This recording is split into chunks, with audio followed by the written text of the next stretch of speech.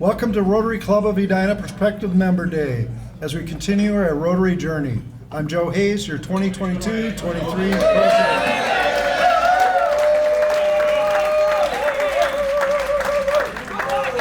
I would especially like to welcome our guests, visiting Rotarians, senior active members, who I hope you feel welcome and enjoy the meeting. Come rain or shine, our club participated in the Edina 4th July Parade with Katie Campbell, Toshi, Raj, Sandra, the Shamans, and Smith families handing out 3,000 U.S. flags. Kudos to Mary Brindle from the Morning Club for organizing the parade, which is a big job of herding cats, and assigning us that sweet spot of 15 out of 88, which was great. A big thanks to past President Michael Stanzik for lending us Lulu, a 1976 Cadillac convertible. Rides like a cloud. As expected, in June, the Edina Country Club advised us the meal rate would increase 10% beginning July 1, 2022. The club has absorbed smaller rate increases in the past, but regrettably we are unable to absorb this type of increase. Our club's last increase was July 2016. Our board has approved a meeting fee rate increase from $260 to $286, plus a $75 dues to RI in the district, beginning July 1. Senior actives and guests will increase to $23. This has been posted in the Barker twice, and we'll do it one more time. Member Spotlight. Of course, you always have to have Super Paul Peterson, St. Paul Peterson. He was, our acting treasurer, Paul Peterson, was recognized at the Minnesota Black Music Award for his contribution to Minnesota Black music. Congratulations, Paul.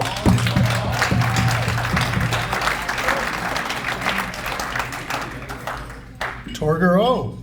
You can see him here. He was with his little brother, Sander, who carried his bag as he qualified for the U.S. amateurs. And if you look closely, Sander's wearing a hat where the U.S. Nationals are being played, Bandon Dunes, which is a pretty bold move. I thought that was pretty good. Good luck, Torger, and as Pearson Orthodontics says, hit him straight. Isn't that a great picture? Evan Benarat riding Thelma in the parade, recognizing the historic Randolph boys baseball team's first team state championship by defeating defending state champion Hayfield Vikings 2-1. Evan batted fifth, played right field, and they finished the season with an astounding 25-1 record, which is fantastic. They'll be recognized at the Twins game on July 14th. Rotary in the news. There's no bigger news than Jennifer Jones, who was installed as our first woman RI president. We're fortunate to have Jennifer visit our club a few years ago, and she was wonderful. After the meeting, she came up to me and said, "Hazer, is Josh always that way?" I said, "Yes." "Isn't it great?" And she goes, "Yes, it is."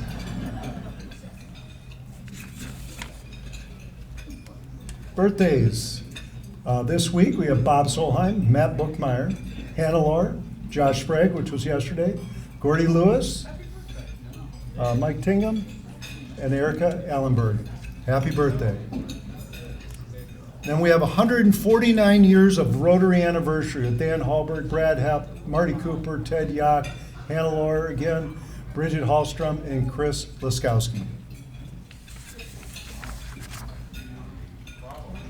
Today's helping out today, Catherine Gump, front desk, guest introductions, greeter and invocation, Kayla Bueller, greeter and thank you to the speaker, and sweating up a storm, Paul Peterson, speaker introduction, Joe Hayes, photography, Jennifer Benarat, and this meeting is being recorded, so hello everyone on Zoom. Kayla. Wonderful. If everybody will stand, and if you bow your head with me, please. Let us pray silently together, each of us according to our individual beliefs. Let us offer thanks for our food, blessings for one another, and for our absent friends. Let us be a source of hope for those in need and contentment for those who are lonely. Let us give gratitude for our opportunity to serve Rotary. Let the feelings of love, kindness, and a well-directed yet gentle spirit always be reflected in our actions.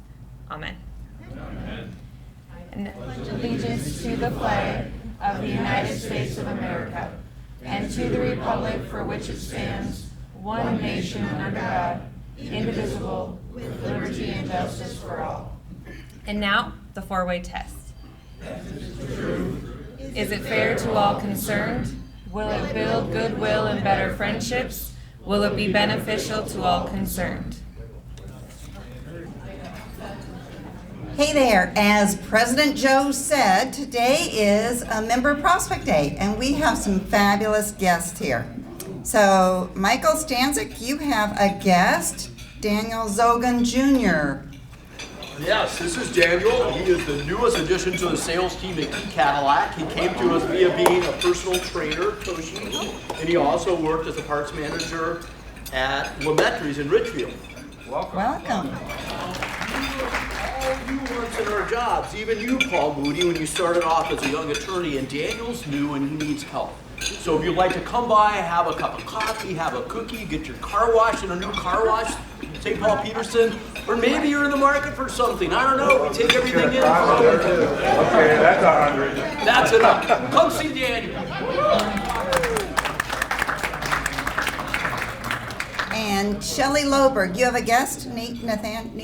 I do, Nate Noland from Hutchinson Manufacturing, and also for any of you who know former member Peyton Chambers Price, also a friend of hers. So Nate is interested in our speaker today. So Welcome. Paul Peterson, you have a special guest today. I do. This is my brother-in-law, Stuart Pastor, just retired after 21 years at Sirius XM Radio, and he's checking out our club, so be nice. Welcome. I don't know how special I am, but Very special guest. Gay Clapp, please introduce Bill. This is my husband, Bill Clapp. He's visiting today, and he wanted to be here to hear our friend Mike Vacanti. We're both excited, so thank you. Welcome. Marty Cooper, I'm not sure if you have a guest or just a super, super special friend of all of ours. Tom Bach, former guest. He just did this to get out of paying the dues. And Russ Johnson is here. He is a member in progress, so I'm so delighted he's back again today. And he was out working on the 4th of July parade too, so he's a true Edina these days. Deborah Norris is here from Fort Myers, Florida. She's a visiting Rotarian. Deborah, and I think you plan to come back and see us again. Is that right? Good. Welcome. And finally, we have a visiting Rotarian, Jill Kohler from North Minneapolis, and I believe you have an announcement to make, Jill. I do. Hello, my name is Jill Kohler, and I'm in the North Minneapolis Rotary Club, and I've had the pleasure of meeting a few of you at one of your mixers at one of the businesses in North Minneapolis. I just wanted to let you know today that we have something coming up on August 20th, which is a Saturday afternoon, that is a really innovative, I think, fun, different kind of fundraiser. It is a bike ride through North Minneapolis that is narrated by a historian. So really interesting. If you are not terribly familiar, I've lived in the Twin Cities a long time, but I knew very little about North Minneapolis until I did this. And it also includes a couple of stops at local breweries in North Minneapolis, as well as at the Peace Garden, which is one of our club projects. And so I just want to invite you all, if you're interested, it's called the Northside Ramble, and you can find it online at northsideramble.com. And your ticket includes a t-shirt and beer at the breweries and some local snacks and things. And again, thank you very much for your interest in North Minneapolis. We really appreciate what you're doing. Thank you, Deborah. Welcome guests and visiting Rotarians, and bring more. We should all be bringing guests. Thanks.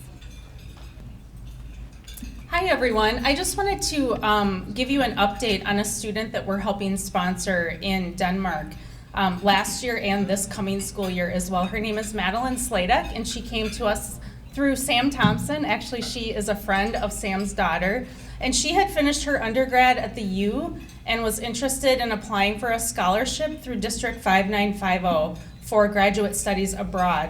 And I hadn't been aware of this before, but the district gives away $30,000 grants, scholarships to students who are going abroad to study in one of Rotary's areas of focus.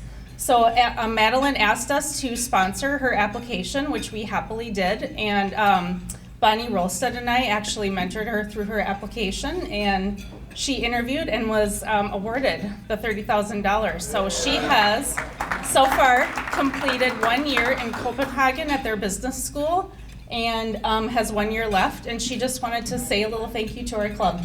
Hi everyone, my name is Madeline Sladek and I was selected for the Global Grant, and the Rotary Edina Club was sponsoring me, so I just want to say a huge thank you for sponsoring me with the Global Grant. A little bit about what I've been doing so far since I arrived here in August. I have been really enjoying my studies. They're really social and I have really had a nice time getting to know everyone. I've been involved in Rotary, so I have a Danish host club, so I go to their meetings. It is in Danish, but speaking of Danish, I've been learning Danish with a Rotary member.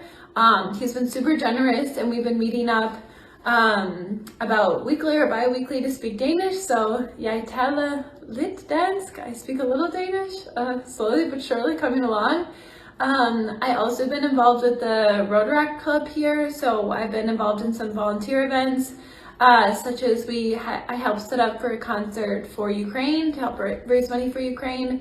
I've also attended some various speaker events, so about women empowerment, as well as entrepreneurship. So I've been really enjoying my Rotary time here so far. It's been really nice. I've also spoken at one Rotary club, and my Danish teacher has a challenge for me to speak Danish and introduce myself and give a short presentation about myself in some of the upcoming months once I'm a little bit more progressed along in my Danish.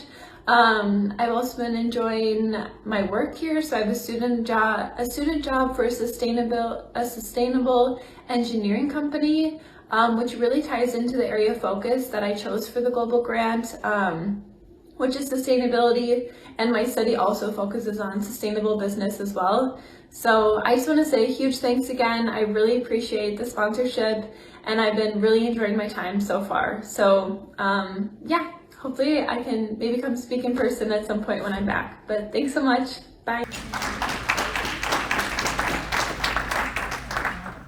All right. Well, excuse the jacket. I think it's freezing in here. But Julie couldn't be with us today. But for those of you who don't know me, I am Kayla Beeler. I am, thank you. I am actually co-chairing the gala this year, which hopefully everybody is ready to dance because we have secured a fabulous band, the R Factor, and we'll give you some more information about them as well as weeks come up. But save the date. It will be on Saturday, October 1st, same place at the Marriott Southwest. Julie and I are going to be co-chairing. We're working really closely with Joe to make sure that it is super, super fun. I know that I'm going to be leaning on Paul and Jody a lot as well. So thank you in advance for all of your help. But please save the date, Saturday, October 1st at the Marriott Southwest. Get your dancing shoes on. We have lots of fun things coming for you, and just be on the lookout for some advertising. And for any of your oldsters, the R Factor is formerly the Rupert's Band. So it's a 9-piece horn band, so it'll be a lot of fun. We'll maybe get a notice out on some of their song list of what they have available. So I wanted to give you an update. Susan Stiles asked me to pass along an update on Saeed. She's connected with her parents a couple weeks ago to chat about Saeed and how she's doing.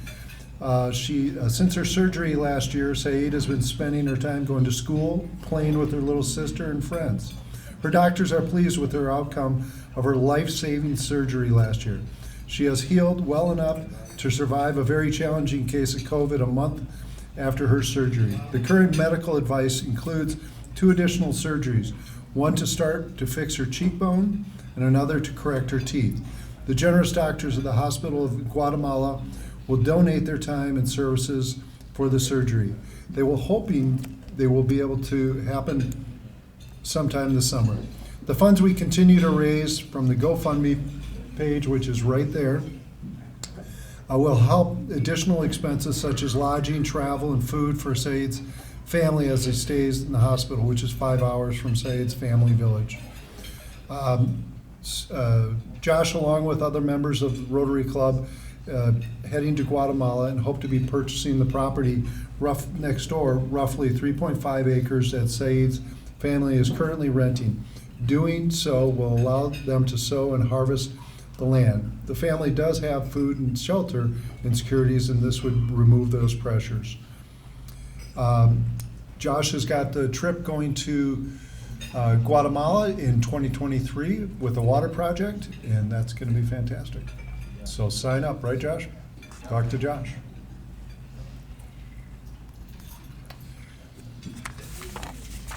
Our speaker today is Mike Vacanti, my good friend Mike Vacanti. We haven't connected in a few years, but still consider good friends. Today we're privileged to have Mike Vacanti, who is a catalyst for positive change, an author of 2 books, Human First, Believership. He is a speaker and assists businesses in problem solving, mapping their future.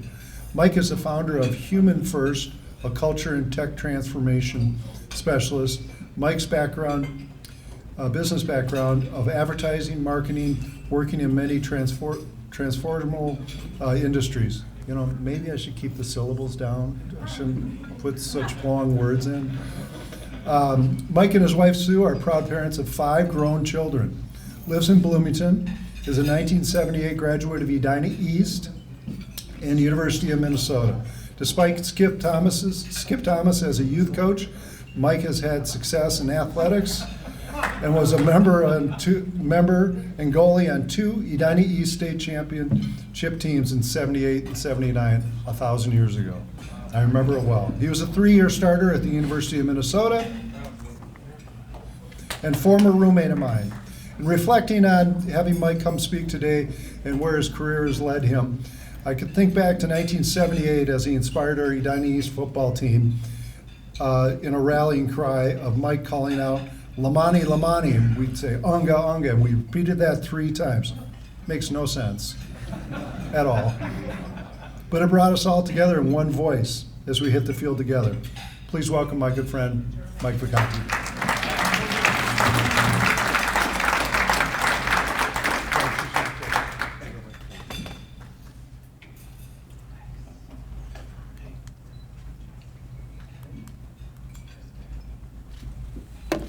That's it for slides. So I'm not going to walk you through a deck. It's good to be home. And I literally mean it's good to be home. So I grew up here, primarily in Edina, walking distance from here, and spent a lot of time at the Edina Country Club. As a kid, toddler, out in the pool, on the golf course, caddying.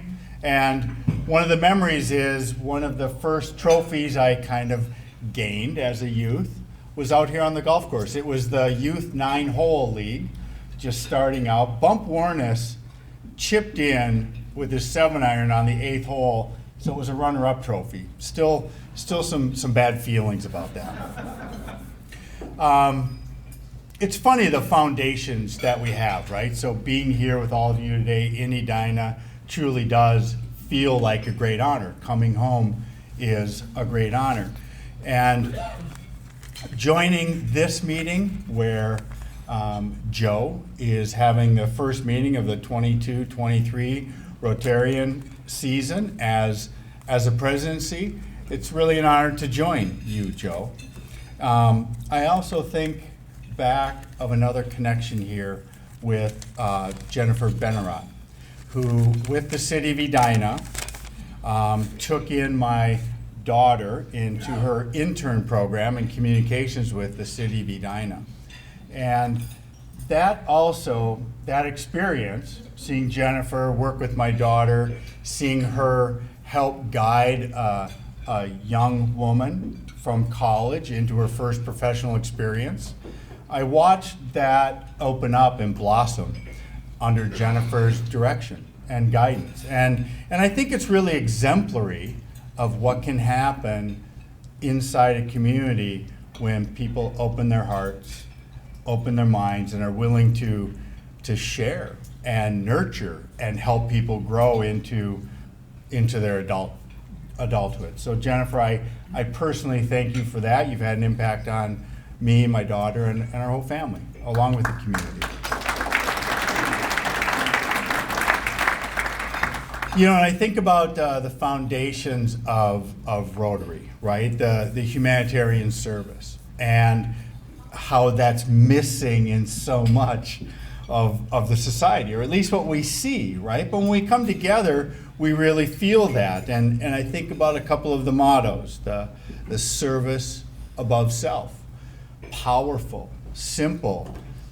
We don't get as many exemplary examples, people operating that way in so much of our workdays, our society, our interactions. So when we come together with a group like this, where that is the mission, it's very uplifting. It fills me up to be a part of it with you. One profits most who serves best is another motto that comes from a century of Rotary work, foundations in the community and across the globe. So great respect for all of you and all you do, and I hope you'll give yourselves a hand for that.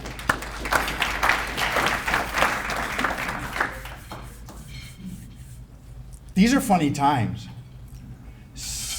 I don't know if everybody feels like this is just easy, simple, gliding along, business as usual, everything's good, but it feels a little chaotic.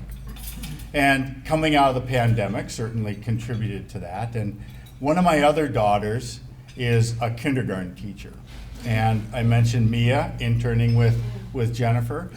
Jenna came into this year as a kindergarten teacher and walks into the classroom, and a lot of these kids hadn't been in the normalization of social structures like they had in the past, because they've been held at home through the pandemic. And so you get a kindergarten class together, a bunch of 5-year-olds, and it's pretty much chaos. Yet at the front, they get in, and there's this one sweet little girl sitting at the front, well-behaved, hands on the table, waiting for things to calm down, waiting for the chaos to subside so we can get on with the day. Let's start learning.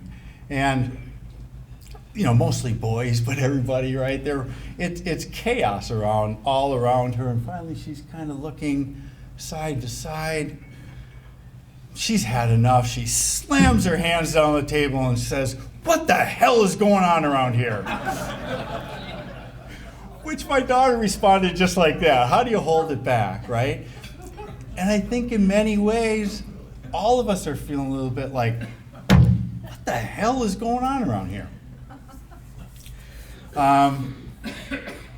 There's a lot of things that are changing. There's a lot of things that are positive change. Sometimes we get caught in the flow and the negativity, but we all have the opportunity to step forward and lead in a positive way.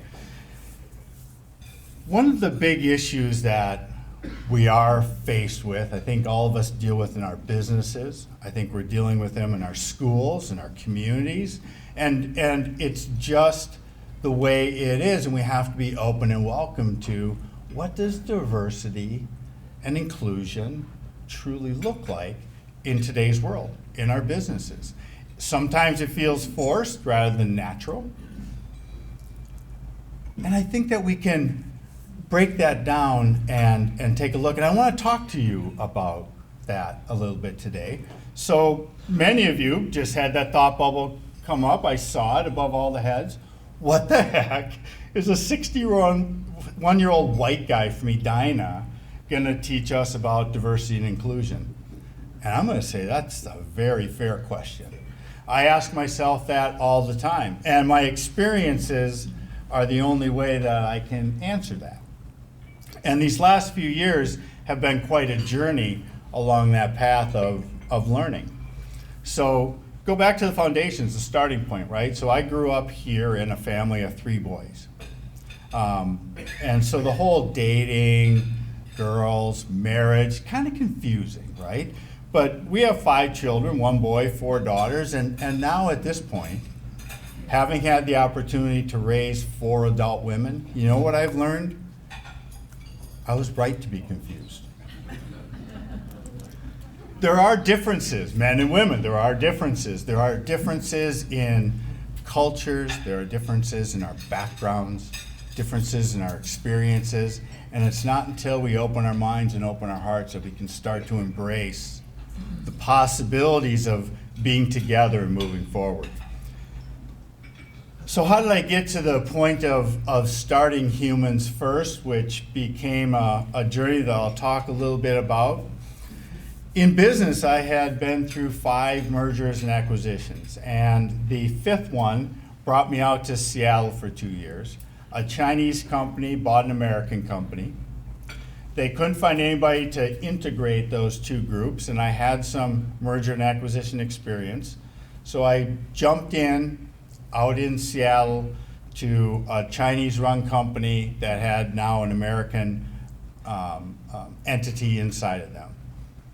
The cultural differences were quite amazing. So I knew that I had the experience and the tools. I had belief in what I could bring from a business standpoint, but I had no idea that the tools I brought out there were about the equivalent of a power drill, and I needed a whole Dremel set. I needed all 50 heads to put on to buff and shine and craft something that was going to be new to me and all of us.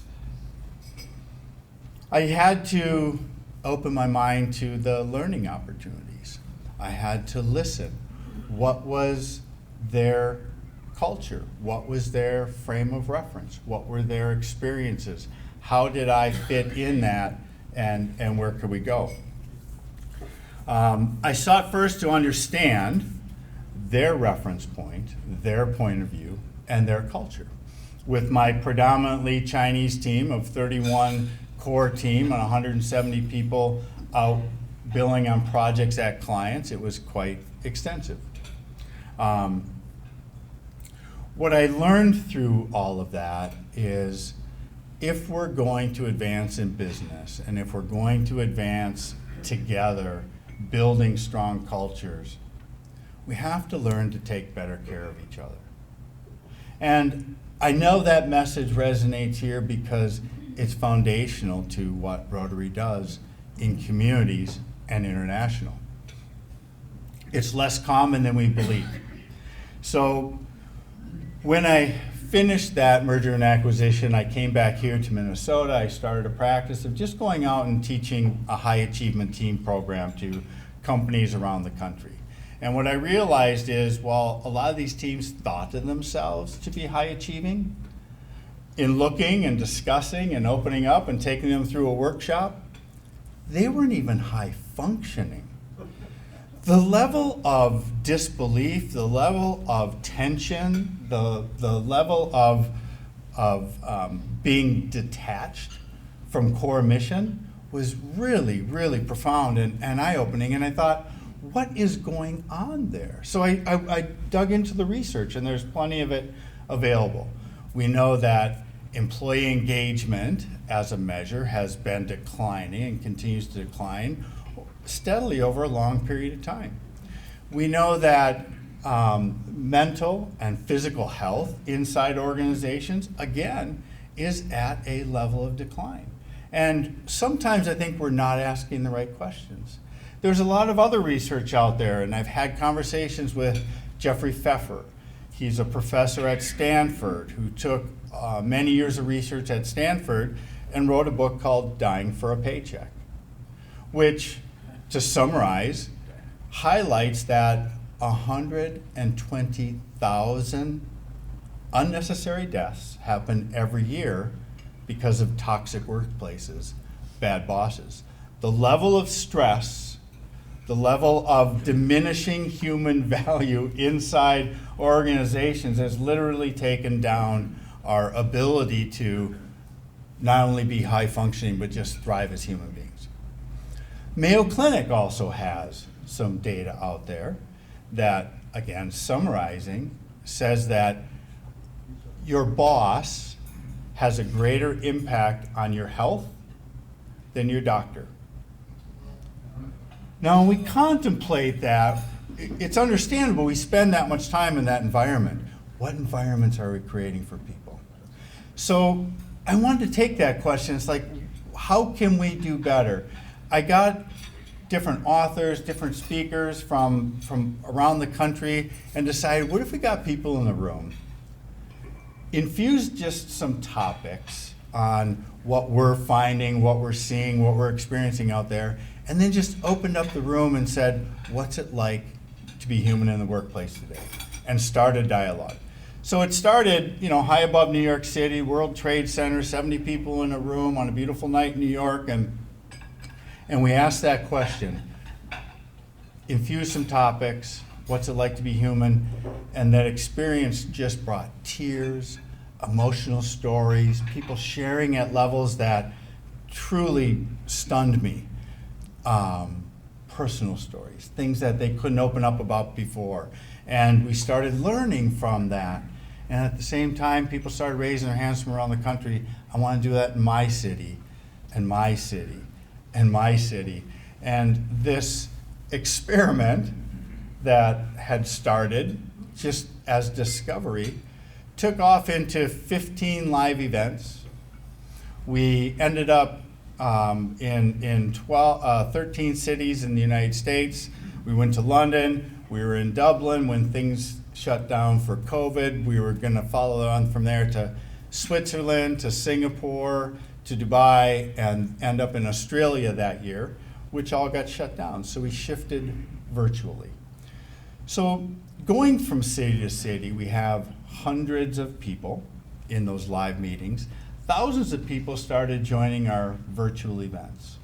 It spanned across 6 continents, dozens of countries, and in these weekly calls, which then expanded into 4 weekly calls, one based in Singapore, one based in the UK and Europe, and 2 here in North America. 4 times a week, people gathered from 50 to 100 people on the Zoom call having these discussions. And they were people 20 years old to 70 years old, men, women, every race, every religion. When we got to our 2-year anniversary, we had a celebration of 2 years of Humans First.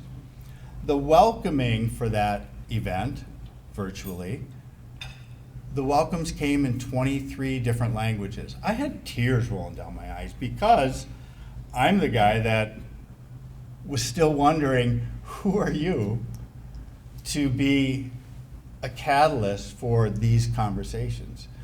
And while the focus wasn't about diversity in itself, it certainly was about inclusion, and it was about mental health, and it was about our physical well-being, and it was about uniting people in the spirit of let's do better for each other. And I share that because for me it points to the great hope of that message is needed, it is welcome, it is still the one that will flourish out in the world, and sometimes we get caught in the stream and we forget. It seems like things are sliding. What the hell is going on around here? And what we realize is we can take back the leadership of that. The power is within each of us to make an impact, not only in our circles, but in our communities, and then expand globally. There's a little bit of imposter syndrome for me. I don't see myself as that person, yet here I am 3.5 years in and still kind of at the center of it. People in that group said, Mike, we need to get the word out more. We would like to write a book. We would like to collect stories. And so 33 stories from people around the world were collected, and what was their experience on this Humans First journey. I share that because there's a couple of things that came out of that still resonate, and I remind myself every day, and I want to share with you as encouragement, that sometimes we look at the big problems around us and how do we solve them. And what I have learned through these years, these experiences, listening becomes extremely important. We spend about 70% of our time at work in communication. Generally, studies say about 70% of our days are involved in communications. And about 45% of that communication, for most people, is listening. So nearly half of all of that 70% time spent in communication is listening. When we get to senior executives, when we get to leaders, that percentage of listening goes from 45% up to 80%. 80% of our time spent in communication is listening because we're looking for new ideas. We're evaluating performance. We're looking for insights to make decisions.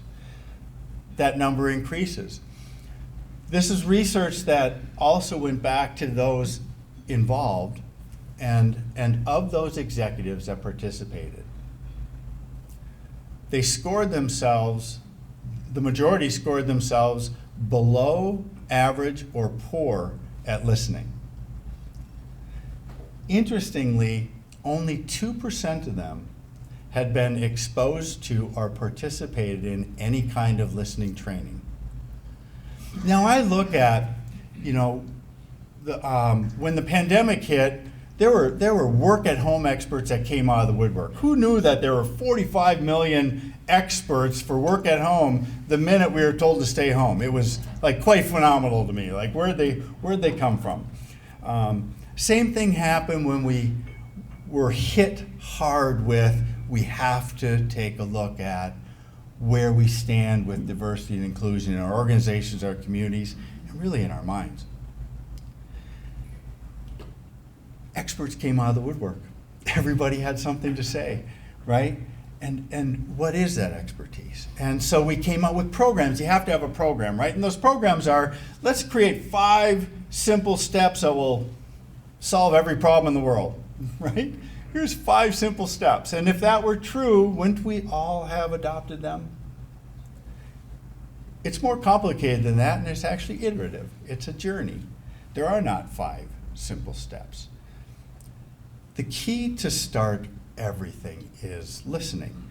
We can train ourselves to listen better. If only 2% of executives that spend 80% of their time in communication are aware of listening programs, that's certainly an area of improvement. Because I believe that given the opportunity, people will amaze us. I've seen that take place with the 22 global ambassadors now for Humans First that have put their programs into play based on the learnings that we've all had together along this journey. Again, I'm following them. It's something that we started together. It's just an energy source they tap their toes into, feel energized, and they're taking off with their own pieces. It's proliferating. 22 global ambassadors bringing their own programs to their own markets, their own cultures, their own work environments. So I have learned from all of those experiences and conversations that diversity and inclusion isn't a program, it's a mindset. And until we change our minds, we can't change our outcomes. And we have to listen to change our minds.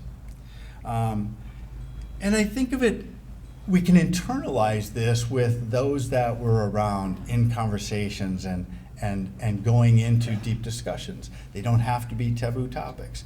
We want great things for our children. So we can question ourselves, do we want great things for our colleagues? Do we want great things for our community? And are we open enough to learn something new? We spend a lot of time proving rather than improving. We want to be right often rather than be better. And that is the open mind, open heart approach that I try to encourage, we try to create. And I see teams embrace that in companies around the country, from Microsoft to Hewlett Packard to Intuit, and we do these workshops and they open up and they start to get it, and we laugh and the tension goes away. And we can talk about the hardest topics because they believe that their voice is valued, that they matter, and it's not that we have to pretend. People get out of their roles and they just show up as human beings. That's the great hope, and that's the great challenge, and that's the opportunity, is to bring all of this back and make it personal. It's not somebody else's problem. It's not this table or that table or this community or that community. This is all of us together. We have an opportunity to take better care of each other, bring more love into the world. I've started to use love in the business world. I use that term and people, they cringe. It's just not comfortable, but it's important because it's missing. I think we all feel that. We know that changes our lives when we experience that outreach, that care. We feel that genuineness from another. Somehow we've been patterned to leave that out of our daily business interactions. And I'll say now more than ever, it is the needed and missing ingredient. What I encourage is for all of you, all of us, and those that I've participated with across the world to be the leader. That I believe today we have a leadership crisis, and that we really don't know what we have in a leader until they've been pressure tested. These times we're in today are showing us what we have, because these are pressure tested times. That provides an opportunity for the best to rise, and we want to elevate them, right? And that's the question is, do we truly believe we can elevate that person next to us? It's the great opportunity. I believe it stands so well aligned with what Rotary does. I'm quite amazed by that. So I took all those learnings and I wrote a book called Believership, The Superpower Beyond Leadership. And really what it is we're put into containers. Let's break those containers down. What does each unique individual bring to the party and have to offer? If we break down the containers of what we think are leaders, can we invite in better leaders? I absolutely believe yes. So the 4 principles that came out of that book is genuineness, awareness, vision, and belief. And that's what's explored. How do I show up? How do we show up? How do we encourage others to show up? Genuineness. Do I get it? Am I self-aware? Am I aware of others? Am I aware of the market the way I need to be? Am I aware of the business and the challenges? Those are all things that are on a continuous program. It's not one thing, one and done. How do I show up? Do I get it? Do I see it? Vision? Can we get there? Do I believe it? And even coming out of meetings, they teach teams that if you just check those 4 boxes, how do we show up? Do we get it? Do we see it? Do we believe it? Because somebody will say, I see where we're going, I don't believe we're going to get there. Now we know the point of reference to work through on that. That's what I explore in the book, and I'm going to leave you with this encouragement that if we believe in ourselves, we're much, much better equipped to help others believe in themselves.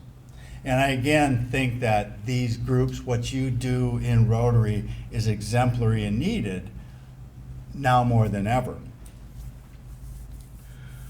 What we know today, for me, what I know today, is simply context for what I'm able to learn tomorrow. And that has to be the exploration.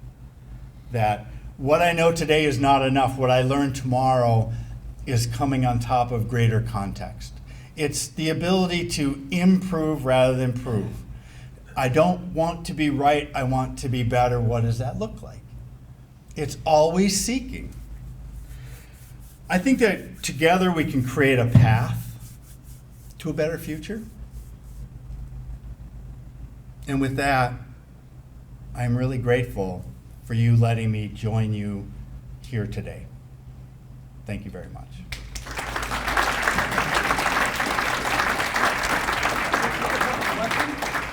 Yes, please.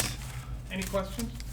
Josh. So you were talking about there were some surprises in these conversations that you weren't anticipating. What were a couple of those takeaways for you? What were the takeaways from the surprise shares and questions that were discussed in some of these Humans First gatherings? Profound, really. I didn't expect people to open up emotionally the way they did. The willingness to share hidden stories and stresses, right? How they had been forced out of a career because they were having anxiety attacks. People shared those types of experiences, and so it was this enlightenment of seeing things that were kind of in the shadows, that had been hidden before. And the psychological safety that can be created with strangers in a room of 50 to 70 people in an instant was truly the thing that amazed me the most. I thought psychological safety was kind of some babble until I saw it happen. So that was part of it, Josh. So, with corporations, so many working via Zoom these days, how is that human-centered changed? I talk to people and they feel like they're less connected, they're less part of a corporation because they're working from home. That to me it's just a continuing challenge we face. Yeah, I agree with that. And Repeat the question. yes. So now that the workforce has been distributed, work from home, and so much of the interaction takes place on Zoom, how do you hold those human bonds together? And it is a great question. We know this, that the genie is not going back in the bottle, that we have to figure out what that looks like next from now, that it's not, there's no rewind button on this.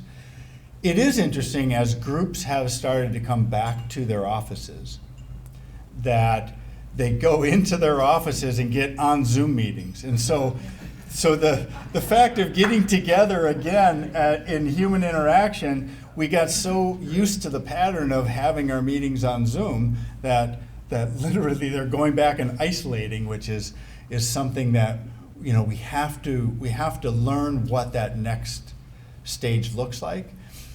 My hope, my encouragement, and the work I do with companies is to have those discussions. Let people input what they would like that to look like, and then create it new, because there is no existing model. Question right here. Hi, thank you. Yep. Thank you for speaking today. I know you said you're no expert, and you talked about diversity and inclusion. So where's equity's role in diversity and inclusion, in your opinion? Yeah, thank you for where in DEI, where is the E? In diversity, equity, and inclusion, I talked about diversity, I talked about inclusion.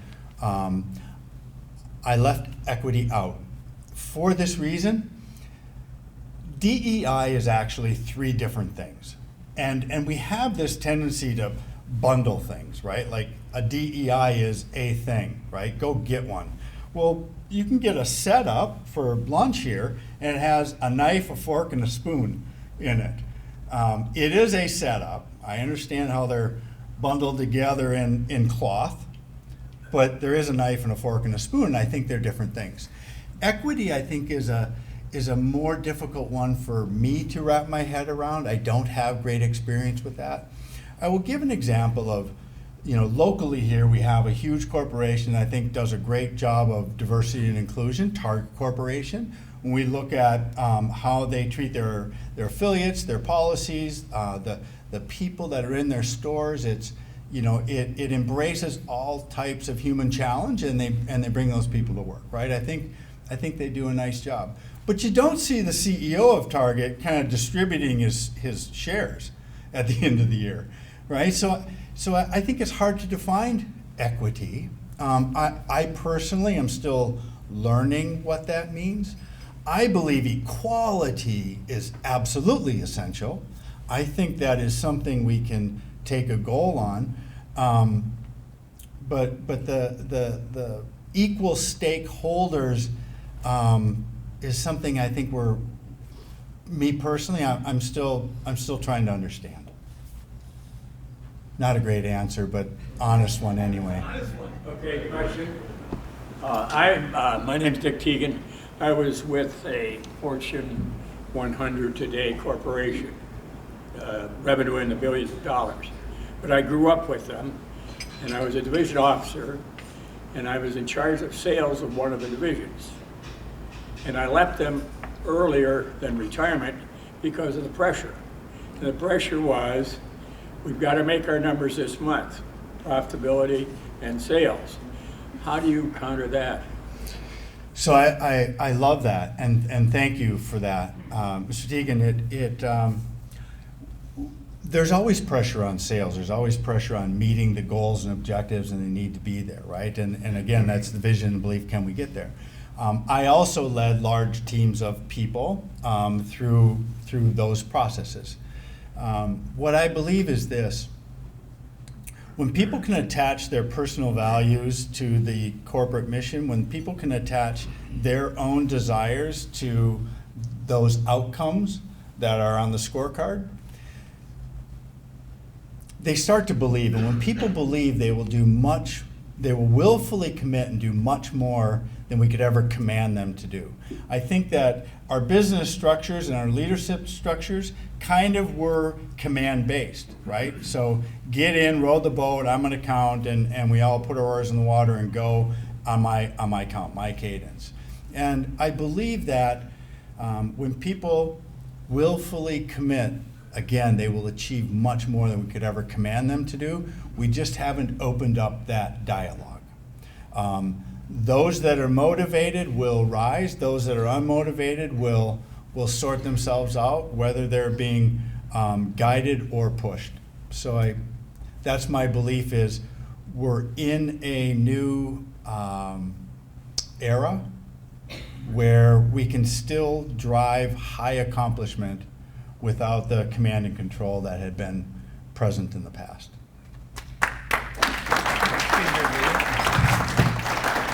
Mike, thank you so much for your talk today.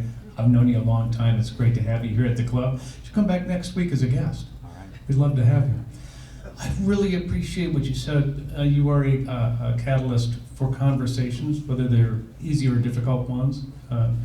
Diversity and equity, and also what I took away from this is listening is so important, and bringing love and compassion back into corporations. That's incredibly great. We have something for you, but I want to tell you about it. Rotary is a global network of 1.3 million neighbors, friends, leaders, and problem solvers who see a world where people unite and take action to create lasting change across the globe, in our communities and in ourselves. From literacy and peace to water and health, Rotarians are always working to better our world, and we stay committed to the end. In honor of your presentation, we will be making a donation to Northside Boxing Club, a local nonprofit offering positive connections with youth every evening at a gym. They provide boxing classes, tutoring, help, and a nutritious meal from a local restaurant. Thank you for being a part of this meeting today. Appreciate you, buddy.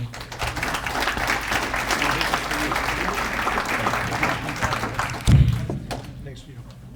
Thanks, Joe. That's great.